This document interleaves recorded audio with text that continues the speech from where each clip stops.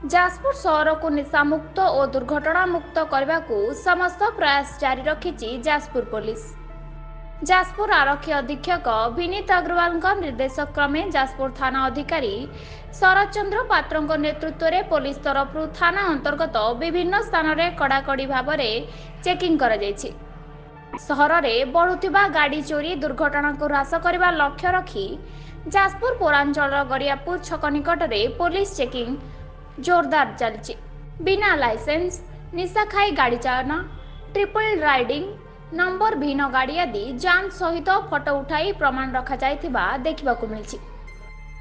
एही सह सहर को निशामुक्त और दुर्घटना मुक्त करने को जाजपुर बासिंक सहयोग कामना करिछि जाजपुर पुलिस।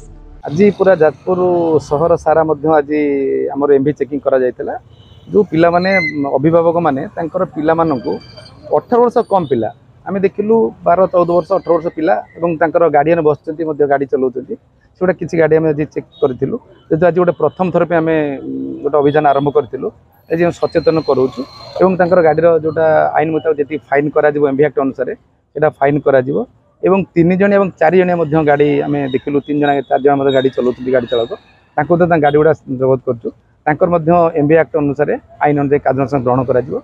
एवं जो मद्यप कथा कहले मद्यप धरपकड़ प्रत्येक दिन जो मैंने निशाड़ी मैंने अच्छा विभिन्न जगार सहर गोटे आड्डा करा प्रत्येक दिन मसे 1.5 मास हम चली प्रत्येक दिन 10, 15, 20, 18, 17, 12 एमती प्रत्येक दिन जाऊँच ना प्रत्येक दिन 355 BNS अनुसार आमर दफारे आमर मामला रुजु होची एवं केस जो मैंने द्रुत गति चल गाड़ी चल से विरुद्ध में 281 BNS आउ 185 एमवी एक्ट किसी केस रुजु सरलानी आगक गुड़ा एमती जारी रहिबो। सहरवासी सहयोग निश्चय भाव दरकार।